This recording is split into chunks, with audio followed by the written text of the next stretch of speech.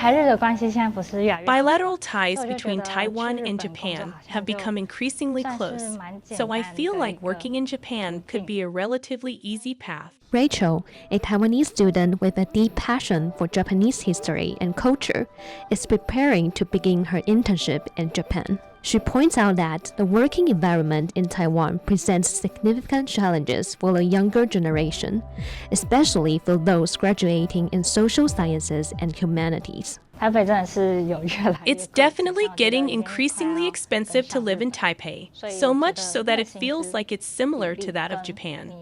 The cost of living, combined with the average wage range, makes the situation similar, but salaries in Taiwan are still relatively lower. Rachel represents many young people in Taiwan who are feeling the economic pressure. Despite Taiwan's impressive per capita GDP of more than $30,000 in the first quarter of 2024, surpassing South Korea's and Japan's, many Taiwanese believe that this economic growth is not benefiting them. Scholars link this issue to the decreasing share of labor compensation within GDP. A decline in the labor share of GDP means that the fruits of our economic growth, specifically the GDP and the added value it creates, are not being distributed to workers as much as expected.